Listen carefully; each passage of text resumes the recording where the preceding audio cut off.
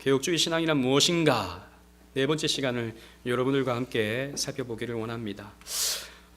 우리 첫 번째 시간은 여러분 우리 한번 복습해 보면 첫 번째 시간은 우리 교회 전 역사를 살펴보면서 그 전 역사 속에서 개혁주의 신앙이 갖는 어떤 의미가 무엇인가에 대해서 살펴봤고, 두 번째 우리 칼빈의 생애에 대해서 우리 지난 두 번째 시간을 살펴봤고, 세 번째 시간은 우리 5대 솔라, 오직 성경, 오직 그리스도, 오직 믿음, 오직 은혜, 오직 하나님께 영광이라고 하는 이 다섯 가지의 오직에 대해서 우리가 지난주 살펴봤습니다. 기억나시죠?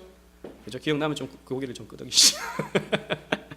우리 윤희가 앞에서 제가 오직 할 때마다 오직 성경, 오직 그리스도 다 따라요. 이 윤희도 이걸 다 외운다고요. 예, 여러분들도 이걸 상식적으로 이제 외워두시면 좋겠습니다.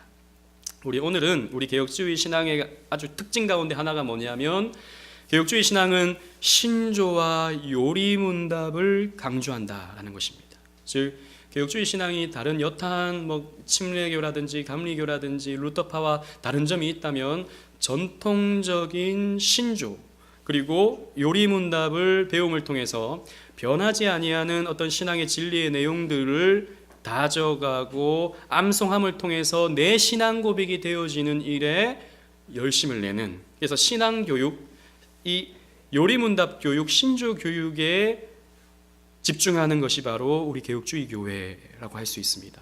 그래서 우리가 앞으로 또 배울 텐데요, 우리 개혁주의 교회가 추구하는 고백하는 신앙의 아주 중요한 신조 가운데 하나가 하일델베르크 신앙문답입니다. 하일델베르크 요리문답이라고 하기도 하고 교리문답 하기도 하고, 여러분 하이델베르크라는 말은 독일의 도시 이름입니다. 독일의 도시. 1563년에 당시 독일의 팔츠라고 하는, 그때 당시 중세시대 때는 대부분 도시국가였기 때문에 이 도시국가에 선제후가 있었다고요. 그 선제후 가운데 프리드리히라는 사람이 있었는데, 이 사람은 칼빈주의 신학을 갖고 있었던 사람입니다. 그래서 내가 지금 다스리고 있는 이 팔치라고 하는 이 도시국가만큼은 개혁신앙으로 교육을 해야겠다. 그리고 어린 아이들에게, 청소년들에게, 어른들에게 알기 쉽게 우리의 신앙의 내용들을 개혁주의 신앙으로 잘 정리해서 가르쳐야겠다라고 생각을 해서 당시 칼빈주의 신학자였던 우르시누스, 올레비아누스를 초청해서 이 두 사람으로 하여금 요리문답을 작성하도록 만들었습니다. 그래서 1563년도에 만들어진 것이 바로 하일델베르크 요리문답이에요. 그래서 이 요리문답은 우리가 웨스트민스터 소요리문답을 끝나면, 이게 언제 될지 모르겠지만 내년이 될지 내후년이 될지 모르겠지만 우리 이것도 한번 한 문답 한 문답씩 살펴보게 될 것입니다. 그래서 먼저 여러분들에게 맛배기를 보여드리면, 우리 하일델베르크 요리문답 1문이 항상 중요하죠, 그죠? 우리 웨스트민스터 소요리문답, 대요리문답의 1문은 우리 인생의 가장 중요한 제일된 목적이 무엇입니까? 라고 하는 질문이잖아요, 그죠? 거기에서 답이 하나님을 영화롭게 하고 영원토록 그분을 즐거워하는 것이 우리 인생의 목적이다, 이렇게 표현하고 있지 않습니까? 하일델베르크 요리문답은 이렇게 질문하고 답하고 있습니다. 살아서나 죽어서나 당신의 유일한 위로는 무엇입니까? 여러분들의 위로는 뭐예요? 여러분들은 뭘 갖게 되었을 때 마음에 안심이 찾아오고 위로가 되고 격려가 되고 힘이 됩니까? 돈? 사람? 혹은 세상의 어떤 것? 그런 거 아니다 이거죠. 우리 한번 좀 글씨 잘 보입니까? 우리 또박또박 한번 다 같이 한번 읽어보도록 하겠습니다. 우리 개혁신앙인들이 어떻게 고백했는지 다 같이 한번 읽어보겠습니다. 시작. 내가 나 자신의 것이 아니라 사나 죽으나 몸과 영혼이 오직 나의 신실하신 구주 예수 그리스도의 것입니다. 그리스도께서는 그의 보혈로 나의 모든 죄값을 완전히 치르고 나를 마귀의 모든 권세에서 자유하게 하셨습니다. 또한 하늘에 계신 나의 아버지의 뜻이 아니면 머리털 하나도 땅에 떨어지지 않도록 나를 보호하시며 참으로 모든 것이 합력하여 나의 구원을 이루도록 하십니다. 내가 주의 것이기에 주께서 성령으로 말미암아 영원한 생명을 보증하시고 나의 온 마음을 다하여 기꺼이 주를 위하여 살게 하십니다. 이것이 나의 유일한 위로입니다. 참 길죠. 옛날에 학생들은 이걸 다 외웠다고요? 조교개혁 시대 때. 지금도 외우게 하는 교회들이 있어요.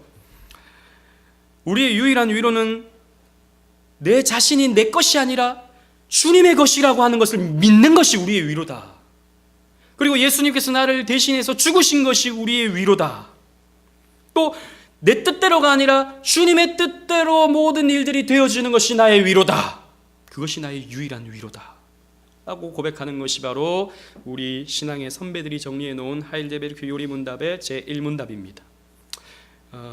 하일데베르크 요리문답은 그래서 독일에서 시작했으니까 독일과 오늘날로 보면은 이제 네덜란드 지역, 화란 지역, 그 화란 지역에 굉장히 큰 영향을 미쳐서 유럽 개혁주의, 보통 개혁주의를 조금 이렇게 크게 두 부류로 나눌 수 있는데 영국과 미국을 중심으로 세워진 장로교 혹은 장로교 개혁주의, 그리고 네덜란드를 중심으로 해서 독일은 나중에 이제 루터교로 국교화되거든요.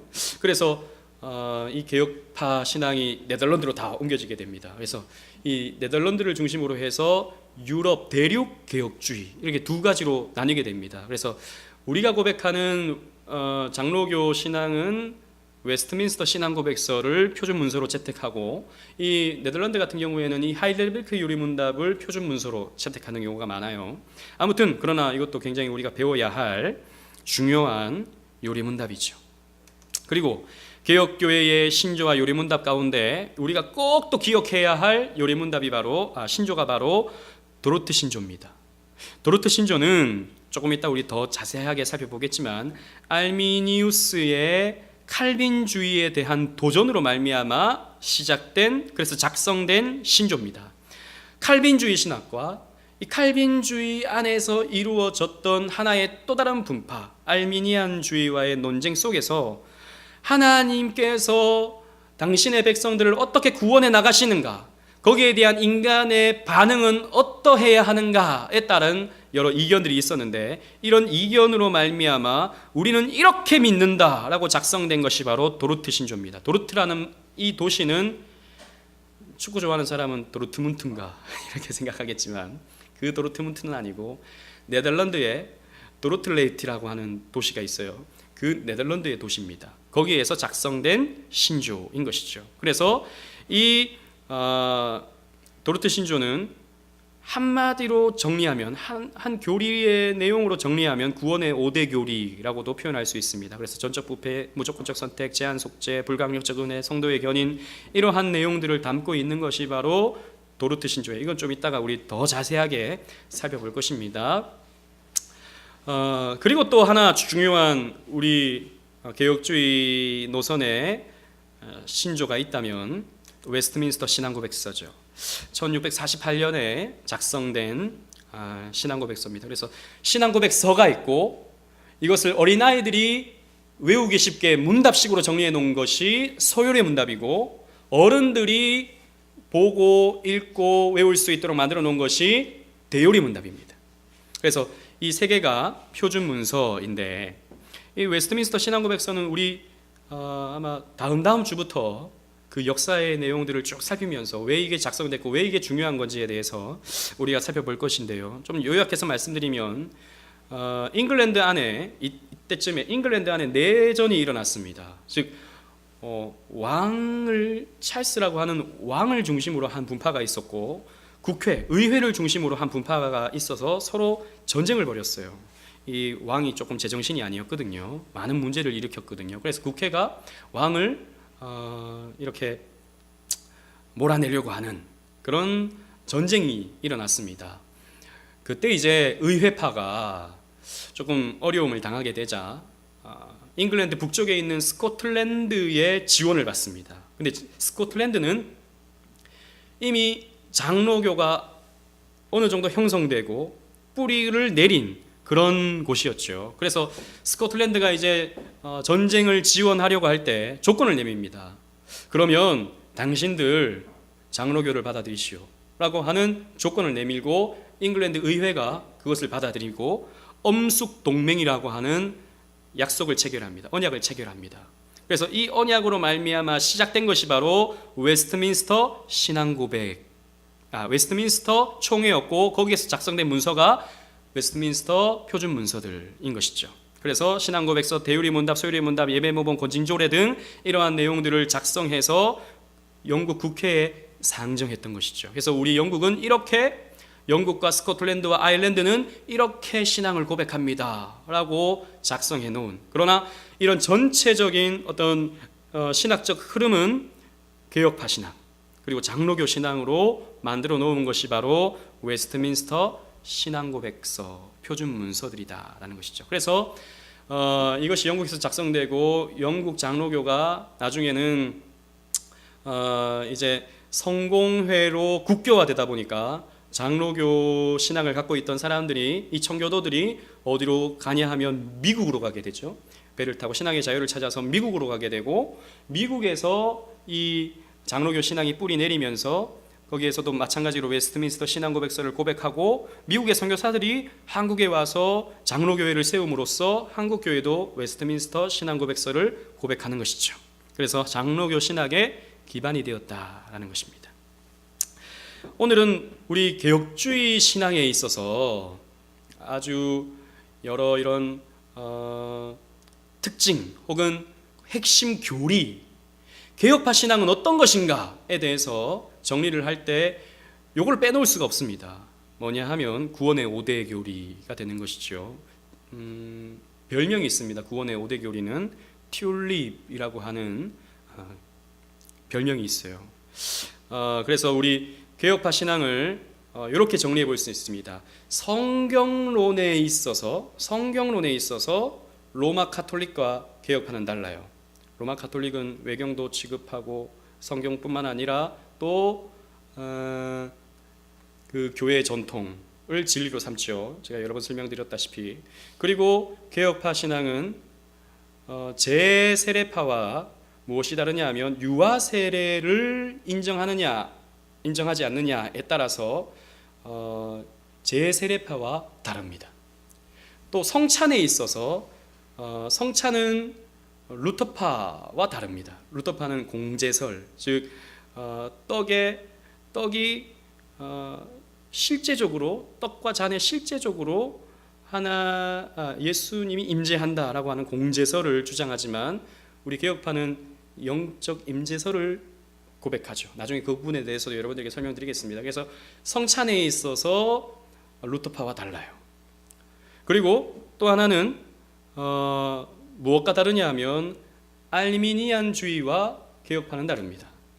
즉 왜냐하면 이 개혁주의 신앙이 루터로부터 로마 카톨릭에서 개혁의 운동이 시작되어서 루터파로 떨어져 나오고 또 칼빈주의로 떨어져 나오면서 계속해서 개혁파 신앙이란 무엇인가에 대해서 정리가 되는데, 그 가운데 이 17세기 아주 중요한 사건이 바로 이 알미니아누스의 항론 그리고 칼빈주의에 대한 공격이었습니다. 그래서 알미니안주의와 구원에 있어서 하나님의 역할과 인간의 역할의 차이가 다르다라는 것이죠. 알미니안주의는 알미니우스라고 하는 사람으로부터 시작되었습니다. 이 알미니우스는 사실 칼빈주의자였어요. 우리 지난번 배웠던 제네바 아카데미 출신입니다. 베자 밑에서 공부를 하던, 칼빈의 제자였던 베자 밑에서 공부를 하던 사람이었습니다. 그런데 여러분, 우리 칼빈주의는 물론 예정론이 칼빈주의의 전부는 아니지만 핵심 교리 중에 하나가 예정론이죠. 하나님이 창세 전에 저와 여러분들을 선택하셨다라고 보는 예정론이죠. 그래서 구원받을 자는 반드시 하나님께서 부르시고 반드시 구원케 하신다라고 하는 것이 우리가 갖는 일반적인 핵심 교리입니다. 그런데 이 알미니우스는 사실 원래 칼빈주의자였는데, 코론 헤르트라고 하는 사람이 쓴 책을 비판하려고 하다가, 코르네르트라고 하는 그 사람의 책이 굉장히 인본주의적인 책이었거든요. 그 책을 비판하려고 하다가 이 사람이 거기에 감동을 받습니다. 그렇네. 좀 이상하네. 하나님이 우리를 예정하신 것은 내가 인정하겠는데, 받아들이겠는데, 그러면 믿지 않을 자도 예정하셨나? 여러분 생각해 보세요. 저와 여러분들은 하나님께서 창세 전부터 구원 주시기로 작정하셨어요. 그죠? 예정하셨어요. 그러면 믿지 않는 사람들, 믿지 않고 끝까지 예수 안 믿다가 죽은 사람들, 그 사람은 믿지 않도록 하나님께서 예정해 놓으셨는가? 만약에 믿지 않도록 예정해 놓으셨고, 그래서 믿지 않는 가정에서 태어나 믿지 않는 삶을 살다가 믿지 않도록 작정되어진 하나님의 뜻 가운데서 죽어서 지옥 간다? 그럼 너무 억울한 게 아닌가? 하나님이 다 작정해 놓고, 그거 안 믿도록 작정해 놓고 안 믿었다고 지옥 보내는 거, 이거 너무 억울한 거 아닌가? 우리가 생각할 수 있는, 흔히 생각할 수 있는 궁금증이죠. 그걸 이 시대에도 사람들이 많이 고민했었고, 그런 주장을 했던 코르네르트의 책을 비평하다가 이 사람이 오히려 거기에 감동을 받은 거죠. 그렇네. 그래서 우리 칼빈주의는 이중 예정을 믿습니다. 이중 예정. 여러분, 이중 예정은 무슨 말이냐면, 하나님이 구원할 자도 예정하시고 구원하지 않을 자도 구원하지 않도록 예정하셨다 라고 하는 것이 이중 예정이에요. 우리가 믿는 게 그런 내용이었어요? 라고 생각할지 모르겠지만 우리가 믿는 내용은 이렇습니다. 나중에 거기에 대해서 조금 더 자세하게 설명드리겠습니다.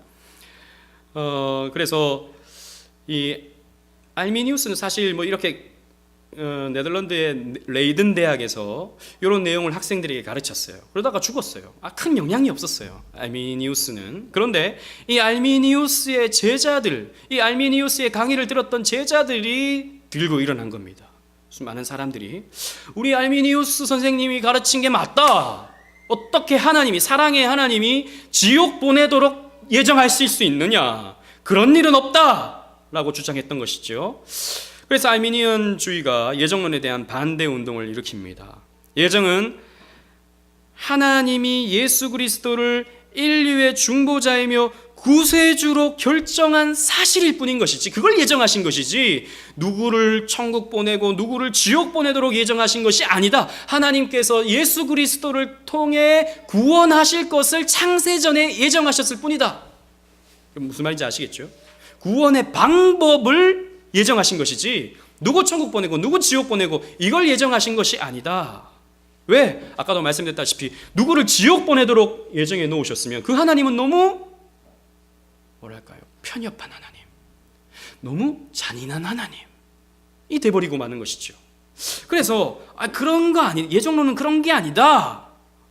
나도 성경을 보니까 이건 아닌 것 같아. 이렇게 주장을 하는 것이죠. 그리고 이 알미니안주의자들은 이렇게 항론을 합니다. 칼빈주의에 대해서 항론을 합니다.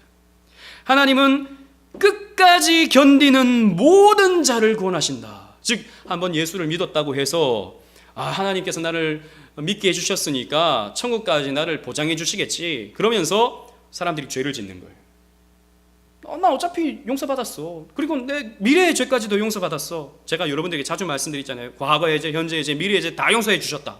그러니까 어차피 나는 용서받으니까 조금 대충 살아도 되겠지, 그리고 조금 교회 안 나가도 되겠지, 조금 그냥 게으르게 신앙생활 해도 되겠지 라고 생각하는 사람들이 많았던 거예요, 그때 당시에. 그러니까 그거 아니다. 끝까지 견디는 자가 구원받는다. 성경에도 보니까 끝까지 충성하라, 끝까지 견디는 자는 그 머리에 하나님의 이름을 붙여주겠다, 이런 말씀이 있지 않습니까? 그러니까 신앙이라고 하는 것은 내가 끝까지 견뎌야 돼, 끝까지 믿음을 지켜야 돼 라고 주장을 한 것이죠. 그리고 예수님은 그 구원 주시기로 작정된 자들만을 위해서 십자가에서 죽으신 것이 아니라 모든 인류를 위해서, 모든 사람을 위해서 죽으셨기 때문에 어떤 사람이든지 예수님을 믿으면 구원받을 거다. 여러분, 이 말이 어떻게 보면 틀린 말이 아닌 것 같지만 곰곰이 생각해 보십시오. 예수님은 모든 사람을 위해서 죽으셨기 때문에 어떤 사람이든지 예수님을 믿으면 구원받을 것이다. 맞는 말 같죠? 그러나 여러분, 조금 이따 거기에 대해서 또 설명드리겠습니다. 자유의지는 잔존한다. 결국에 선택은 내가 하는 거다. 선택은 내가 믿고 싶으면 믿는 거고 내가 안 믿고 싶으면 안 믿는 거지. 믿도록 작정되었기 때문에 믿는다. 이런 건 아닌 것 같다. 결국에는 우리가 보니까 내가 결정해야 되는 거야. 내가. 그리고 하나님의 은혜는 거부할 수 있다. 어떤 사람 보니까 아무리 성경을 설명하고 아무리 체계적으로 교리를 설명해줘도 안 믿는 사람이 있더라는 거죠. 그러니까 이거는 은혜는 거부할 수 있다. 하나님의 은혜는 내가 문 꼭 닫고 있으면 은혜 안 받아야지 라고 하고 있으면 은혜 안 받는 사람들이 있더라. 은혜는 내가 거부할 수 있다. 그래서 우리의 마음 문은 내가 스스로 활짝 열어야 된다. 문을 열어요 활짝 찬양 있잖아요. 마찬가지로 내가 마음의 문을 열어야지. 그래야 예수님께서 오실 수 있다. 이렇게 가르치는 것이죠. 그리고 구원은 나태함과 게으름으로 상실할 수 있다. 그래서 게으르면 안 된다. 오후까지 예배 드려야 된다. 그리고 시키는 거 잘해야 된다. 이렇게 게으르면 안 된다. 나태하면 안 된다. 왜? 취소될 수 있기 때문에. 어떤 사람 보니까 예수 믿다가 점점 멀어지더니 지금 술 마시고 담배 피우고 하고 싶은 거 다 하더라 이거죠. 하나님 없어. 그런 사람이 있더라는 거죠. 그러니까 구원은 나태함과 게으름으로 상실할 수 있기 때문에 여러분들이 꼭 붙들어야 되는 것이 바로 구원이다. 이렇게 가르쳤다고요. 여러분 이 말을 곰곰이 들어보면 그냥 이렇게 들어보면 뭐가 잘못됐는지 우리 몰라요 사실. 뭐 그런 거 아니야? 끝까지 견뎌야 구원받는 거 아니야? 모든 사람을 위해서 죽으신 거 아니야? 자유의지 결국엔 내가 믿고 싶으면 믿고 안 믿고 싶으면 안 믿는 거 아니야? 하나님의 은혜는 거부되는 사람들은 내가 봤는데, 그리고 예수 믿다가 안 믿는 사람 내가 봤는데, 우리 그렇게 현실적으로 그렇게 눈에 보이죠. 그렇기 때문에 알미니안주의는요 뭐냐면 굉장히 상식적입니다. 우리가 적용하기에 굉장히 쉬워요. 오히려 이렇게 신앙생활을 하면요 굉장히 적극적인 신앙, 굉장히 열심적인 신앙으로 갈 수 있게 돼요. 교회가 그러니까 북적북적해지는 거죠. 그래서 이 알미니안주의가 교회 안에 침투해 들어와서 많은 사람들에게 이렇게 기독교 신앙을 이해하도록 만들어버린 것이죠. 그러나 칼빈주의자들이 봤을 때 이것은 문제가 있다. 이것은 뭔가 성경의 가르침과 다르다. 이것은 우리 신앙의 선배들 베자, 칼빈 이런 사람들이 가르쳤던 신앙의 내용과 다르다라고 봤던 것입니다. 그래서 도르트 회의가 열리게 돼요. 시노드 오브 도르트. 시노드란 말은 오늘날은 노회라는 말로 사용이 되는데 노회나 마찬가지입니다. 노회가 모여져서 우리 보통 총회라기도 하고 또 회의라고 하기도 하고 도르트 회의라고 부르는데, 아무튼 1618년부터 1619년까지 약 한 7개월 정도 이렇게 도르트에 모여서 전 세계적인 이런 회의였습니다. 그래서 영국에서도 가고 독일에서도 가고 네덜란드 사람들도 모이고 여러 그때 당시 유럽에 있던 개혁주의 신앙인들이 모여서 오랜 시간 회의를 한 거예요. 그래서 정리를 한 것이 바로 도르트 신조입니다. 아까 앞에서 말씀드렸던. 그래서 구원의 5대 교리를 확립하죠. 그래서 칼빈주의의 어떤 엄밀함, 우리가 가지고 있는 어떤 칼빈주의의 독특한 신앙, 이 바로 이 도르트 신조에서 아주 잘 드러내주고 있어요. 그래서 이 결과적으로는 도르트 회의를 통해 알미니안주의는 이단으로 정제됩니다. 이때 당시에. 그래서 알미니안주의자들은 교회에서 퇴출됐죠. 그러나 이게 또 슬금슬금 또 교회 안에 들어와서 오늘날은 웨슬리안으로, 그래서 감리교라든지 침례교 일부라든지 장로교 안에도 사실 한국 교회는 대부분 알미니안주의가 판을 치고 있어요. 장로교 간판을 달고 있으면서도 또 칼빈주의 노선을 따른다고 하면서도 실제적으로는 알미니안주의적인 설교와 가르침과 성경 공부가 횡해지고 있는 것이 한국 교회의 현실입니다. 그래서 여러분 우리 교회가 자꾸 개혁파 장로교회, 개혁주의 장로교회라고 하는 이유가 한국 장로교라고 해서 다 개혁주의 노선을 걷는 것이 아니거든요. 칼빈주의 노선을 걷는 게 아니거든요. 그래서 구분시키기 위해서 오늘날 조금 더 뚜렷한 개혁주의를 추구하는 교회들은 개혁파 장로교회, 개혁주의 장로교회라고 하는 이름을 쓰는 것입니다.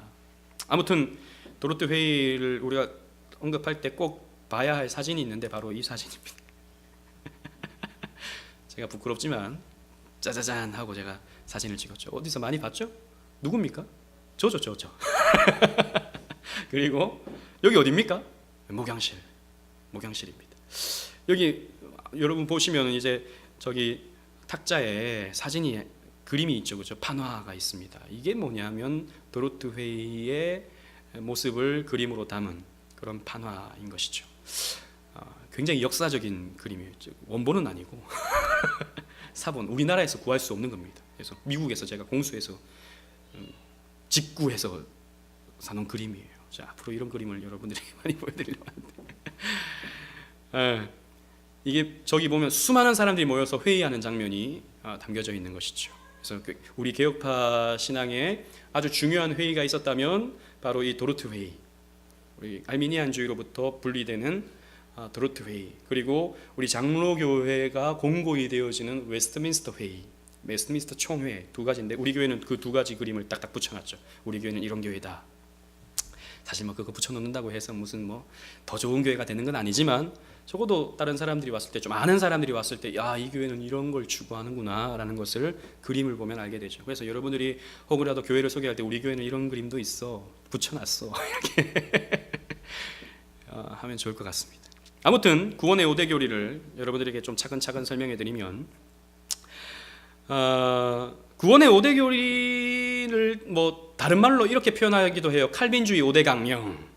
칼빈주의가 어떤 독특함에 있어서 이 5가지의 강령을 갖는다라고 해서 칼빈주의 5대 강령이라고 하기도 하고, 또 구원의 5대 교리라고 하기도 하고, 또 혹은 튤립 교리라고 하기도 합니다. 별명이 많아요. 왜 튤립이냐 하면 여기 영어를 보시면 total depravity, unconditional election, limited redemption, 그리고 irresistible grace, perseverance of saints, 이 5가지의 앞글자를 쭉쭉쭉 따면 튤립이 되거든요. 꽃 이름 튤립. 그래서 튤립 교리라고 이렇게 표현하기도 합니다. 인간의 전적 부패, 첫 번째가 인간의 전적 부패입니다. 무슨 말이냐면 인간은 죄와 허물로 죽었다는 거죠. 이게 무슨 말이냐면 우리는 생명이신 하나님과 죄로 인해서 단절되었기 때문에 우리 스스로는 하나님을 찾을 수 없고 하나님을 알 수 없고 하나님께 나아가지 못하는 거예요. 우리는 영적으로 죽어 있어요. 원래. 그러나 하나님이 우리를 찾아오시죠. 찾아오셔서 우리를 거듭나게 하심으로 우리에게 생명이 주어지게 되는 것입니다. 그러나 원래 인간은, 하나님을 모르는 원래 인간은 스스로 부패한 거예요. 그래서 여러분, 전적 부패는 오해하면 또 무슨 인간이 완전 부패해가지고 무슨 사탄 마귀가 되었나, 그런 것은 아닙니다. 상대적 선을 행할 수 있어요. 예수 안 믿는 사람들도 다 선을 행하기도 하잖아요. 뭐 이웃도 돕고 착한 일 많이 하잖아요. 그런 게 아니라 하나님을 알아갈 수 있는, 궁극적인 선이신 하나님을 알아갈 수 있는 능력이 완전히 상실되었기 때문에 전적으로 부패했다, 인간은. 그래서 내가 한번 하나님 믿어봐야지 라고 해서 교회 와서 예수 믿는 것이 아니다 라는 거죠. 우리는 그런 능력이 없는 존재입니다. 하나님이 찾아오시고 하나님이 발걸음을 인도해 주셔야 올 수 있다는 거죠. 우리 여기 있는 여러분들이 우리 오직은혜 교회를 왔는데 내가 뭐 한번 와봐야지 해서 왔다라고 생각하십니까? 그게 아니다라는 것이죠. 하나님이 오고자 하는 마음을 주셨고 올 수 있는 환경을 열어주셨고 또 이 자리에 앉을 수 있는 여건들을 만들어 주셨기 때문에 여러분들은 이 자리에 앉아 있는 거지, 여러분 스스로 내가 한번 하나님 믿어봐야지 라고 해서 여러분들의 결정과 여러분들의 의지와 여러분들의 노력으로 이 자리에 앉아 있는 것이 결코 아니다라는 것이죠. 두 번째는 무조건적 선택입니다. 무조건적 선택. 무슨 말이냐 하면 하나님이, 알미니안주의는 이렇게 가르쳐요. 알미니안주의는 하나님이 우리를 예정하실 때, 물론 알미니안주의자도 예정을 믿습니다. 그러나 우리가 믿는 예정과 달라요. 아까도 말씀드렸다시피 구원의 방법을 예정하고 또 믿는 자들을 믿을 자들을 예정하셨다. 하나님이 그렇게 봐요. 왜냐? 그렇게 되면 믿을 걸 아시고 선택하셨다라고 하는 논리가 성립되는 거죠. 왜? 믿을 자들을 예정하셨다. 그러면 창세 전에 이 사람들은 잘 믿겠거니 라고 생각을 하고 하나님이 그걸 아시고 예정하셨다라고 보는 거예요. 그러나 우리 개혁파 신앙은 그렇게 믿지 않습니다. 무조건으로 선택하셨다.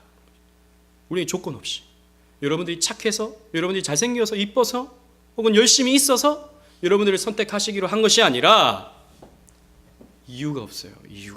여러분들 선택하신 이유가 없어요. 왜? 우리에게는 어떤 선이 있습니까? 우리 스스로에게 어떤 선이 있어요. 아까 제가 우리 부패했다 그랬잖아요. 그죠? 물론 상대적인 선을 행할 수 있지만 절대적인 선은 우리에게 없다고요.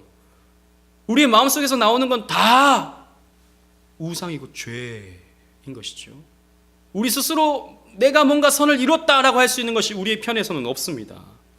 그래서 우리의 어떠함을 보고 하나님이 선택하신 것이 아니라 조건 없이 선택하셨다라는 거죠. 여러분, 이게 사실 맞는 말인 게 뭐냐면 사랑이라고 하는 것도 마찬가지예요. 사랑도 어떤 조건으로 사랑하게 되면 진정한 사랑이 안 됩니다. 무슨 말이냐면 아까 제가 뭐 농담으로 우리 뭐 이상형이 어떻게 되십니까? 뭐 이렇게 물어봤잖아요. 이상형이 어때요? 그러면 뭐 이래서요, 저래서요.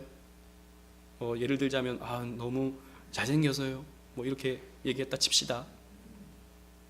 그러면 사고가 나서 얼굴이 이렇게 뭐 상처가 나고 얼굴이 이렇게 조금 문제가 생기면 안 사랑해지게 되는 거예요. 안 사랑해도 되는 거예요. 어느 광고에선가 드라마에선가 제가 옛날에 봤는데 뭐 여자분이 왜 사랑해? 그러니까 그냥 그러더라고요. 그냥이 뭡니까? 이유가 없다는 거죠. 그러면서 하는 말이 뭐 때문에 좋아하고 뭐 때문에 좋아하는 건 그 조건을 사랑하는 거지 그 사람을 사랑하는 게 아니야. 그냥 사랑하는 게 진짜 사랑하는 거야. 뭐 이런 광고인가요? 뭐 어디서 봤는데 그게 맞는 말이에요. 우리는 어떤 인격을 이유 없이 사랑하는, 사랑해지니까 사랑해지는 거예요, 여러분. 마찬가지 하나님도 우리를 이유 없이 사랑하셔요. 우리가 잘하면 어이구 사랑해, 어이구 이쁘다 하시고 우리가 좀 못하면 어이구 저놈 저거 발로 차버릴까. 하나님 그런 분이 아니시다라는 거예요. 조건이 주어지게 되면 나의 어떠한 그 조건으로 내가 구원받았다라고 우리는 말할 수 있게 되는 것이죠. 하나님 그러한 여지를 주시지 않으셔요. 진정한 사랑을 하시기 위해서. 그래서 사실 무조건적 선택이라는 말이 좀 오해를 일으킬 수 있는데 사실 조건은 있어요. 왜 선택하셨는가? 우리를 사랑하셨기 때문에. 이게 유일한 조건이에요. 다른 조건은 없어요. 그리고 제한된 구속. 이 말은 예수 그리스도의 십자가가 누구를 위한 것인가? 모든 사람을 위한 것인가? 아니면 구원받을 자만을 위한 것인가? 하나님이 창세전에 구원 주시기로 작정된 자들만 구원하시기로 하셨는가? 이게 참 중요한, 사실 칼빈주의자라고 하면서도 요 제한된 구속을 믿지 않는, 제한 속죄를 믿지 않는 사람들이 많이 있어요. 오늘날 한국 교회 대부분은 이 제한 속죄를 믿지 않습니다. 말로는 이 5대 강령을 믿는다고 하지만 실제적으로 설교나 이런 성경 공부를 보면 모든 사람에게 하나님의 구원이 미쳐질 수 있는 것처럼 이렇게 설교되는 경우가 많고 가르쳐지는 경우가 많죠. 물론 여러분 어떤 사람이든지 믿을 수 있습니다. 그러나 이 모든 사람이라는 말은 나이와 상관없이, 그리고 피부색과 상관없이, 환경과 상관없이 모든 사람을 하나님이 구원하실 수 있다는 말이지, 이 땅의 모든 사람이 다 구원받을 수 있다는 말은 아닙니다. 구원받기로 작정된 자만이 구원받을 수 있어요. 그러면 구원받을 수 있는 사람들만을 위해서 예수님께서 십자가를 지신 것은 당연하죠. 그런데 오늘날 많은 사람들이 아니다, 예수님의 십자가는 이 세상 모든 사람들을 구원하시기 위함이다. 그래서 모든 사람이, 어떤 사람이라도 예수님 옆에 나오면 구원받을 수 있다. 여러분 이 차이를 아시겠습니까? 제가 설명하기가 굉장히 어렵네요. 이 차이를 아시겠어요? 모든 사람이 나올 수 있는 것이 아니에요. 선택된 자들만 나올 수 있는 거예요. 선택된 자들만 믿을 수 있는 거예요. 저와 여러분들이 이 자리에 앉아 있다, 선택받았기 때문이죠. 이 자리에 말씀이 이해되고 있다, 선택받았기 때문이죠. 제한 속죄는 예수 그리스도의 십자가의 범위를 얘기해 주고 있어요. 택자들만을 위해서 십자가를 지신 것이죠. 그래서 예수님께서 말씀하시기를 요한복음에 나는 내 양을 위하여 목숨을 버리노라 말씀하셨죠. 다른 사람들을 위해서 목숨 버리지 않으셨어요. 구원받기로 작정된 믿을 수 있는 저와 여러분들만을 위해서 십자가를 지신 거예요. 그런데 오늘날 왜 이런 오해들이 있냐면 오늘날의 대부분의 주류는 보편 구원을 얘기하고 있기 때문이에요. 보편 구원이란 말은 이 세상 모든 사람들을 하나님께서 구원해 주실 것이다. 결국에는 왜? 지옥에 보내는 하나님은 나쁘게 보이거든요. 굉장히 편협해 보이거든요. 속 좁아 보이거든요. 하나님이 어떻게 그렇게 속 좁을 수 있냐. 그냥 다 사랑해주고 다 안아주는 그런 너그러운 하나님이 돼야지. 그러려면 예수님의 십자가는 모든 사람을 위한 십자가가 돼야 되는 거예요. 우린 그게 아니다라는 거죠. 택자들만을 위해서 예수님은 십자가를 지셨다. 그리고 불가항력적 은혜. 아까 은혜를 거절할 수 있다라고 알미니안주의자들이 말했죠. 아니다. 거절할 수 없다. 불가항력적이라는 말은 거절할 수 없다는 말이에요. 하나님이 우리에게 은혜를 주실 때, 믿게 하실 때, 이것은 우리가 거절할 수 없어요. 믿어줘요. 깨달아줘요. 하나님이 점점 좋아져요. 찬양할 때 기뻐져요. 봉사하고 싶어져요. 이건 내 의지와 상관없는 거예요. 하나님이 그렇게 하시는. 우리는 오히려 죄인이기 때문에 하나님의 은혜에 등을 지게 되어 있어요. 뭐 그런 게 있어. 저 목사님이 하는 소리야. 이렇게 말하고자 하는 마음들이 우리에게 있지만 하나님이 우리의 문을 열고 들어오시는 거예요. 은혜를 쑤셔 넣어주시는 거예요. 믿음을 넣어주시는 거예요. 우리 가슴에 뚫고 들어오셔서. 그래서 믿어지는 거죠. 내가 믿었다가 아니라 믿어지는 거죠. 불가항력적 은혜. 마지막으로 성도의 견인.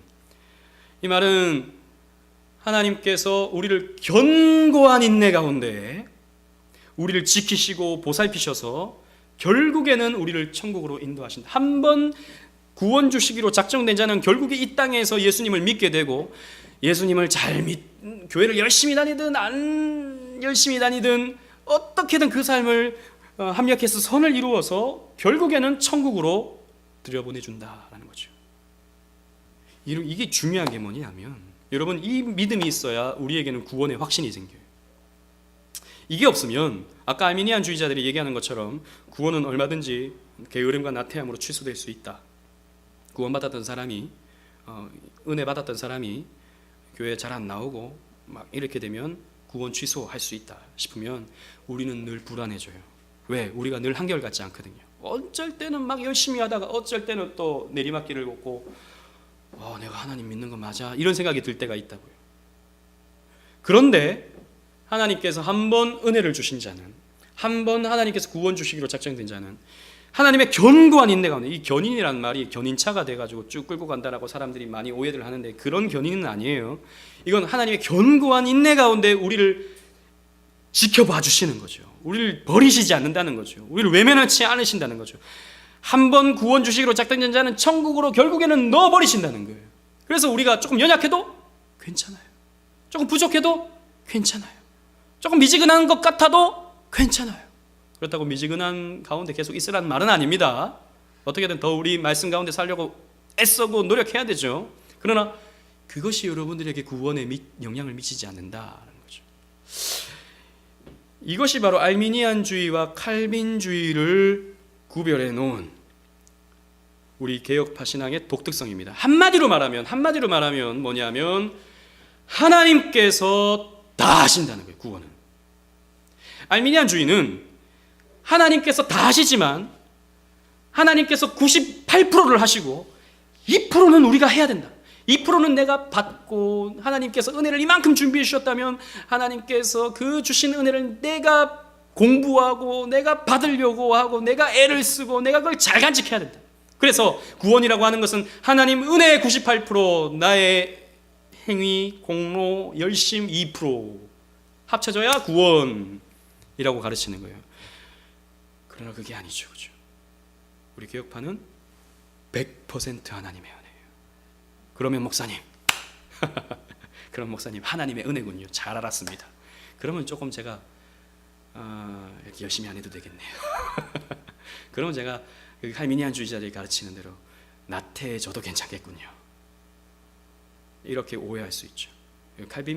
우리 개혁파는 결코 그렇지 않습니다. 하나님의 은혜 100%, 우리 의지와 우리의 노력 100%예요. 우리 개혁파는 이렇게 가르치는 거예요. 하나님이 다 하셔요.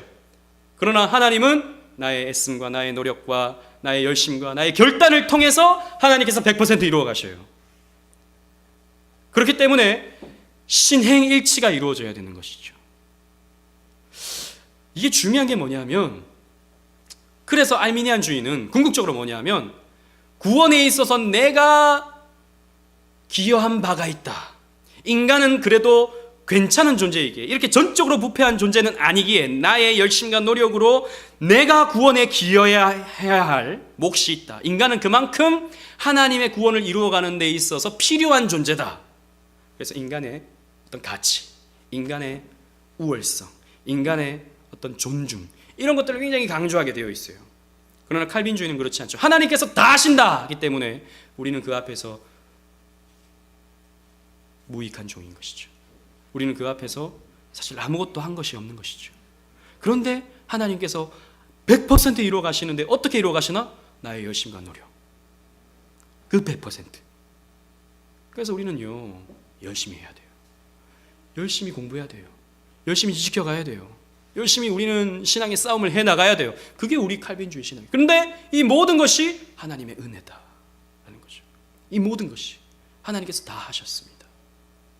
우리의 본질을 알면, 우리가 정말 먼지와 같은 존재라는 것을 알면, 우리는 죄와 허물로 죽었던 존재라는 것을 알면, 우리는 하나님 앞에서 무익한 존재라는 것을 알면 만물이 주에게서 나오고 주로 말미암고 주에게로 돌아간다라고 하는 이 고백을 할 수밖에 없는 거예요. 그러니까 하나님께서 하신다, 하나님께서 하셨다, 우리는 다만 쓰임받았을 뿐이다 라고 고백하는 것이 칼빈주의 신앙이에요. 아미니안주의는 내가 거기 조금 보탰다, 내가 조금 이렇게 가치 있는 일을 했다, 나 괜찮은 존재야, 결국에는 이거죠. 나 그래도 나이스한 존재지, 이렇게 가는 것이죠. 우리는 그게 아닌 자기를 부인하는 거, 오직 하나님께 영광, 솔리데오 글로리아, 이 신앙으로 가는 것이 우리 개혁파 신앙입니다. 그래서 또 언제가 될지 모르겠지만 우리 고대 교리도 하나하나 조금 더 깊게 왜 그러한지, 오늘은 이렇게 요약적으로 설명했지만 다음에는 조금 더 깊이 내용들을 한 몇 년 후에 하게 될 것 같습니다. 그래서 그때까지 또 우리가 갖는 신앙이라는 것이 이런 거구나, 혹은 여러분들이 머릿속에 그게 뭐지? 라고 생각되는 게 있으면 얼마든지 개인적으로 저한테 질문을 해주시면 감사하겠습니다. 오늘은 여기까지 하도록 하겠습니다.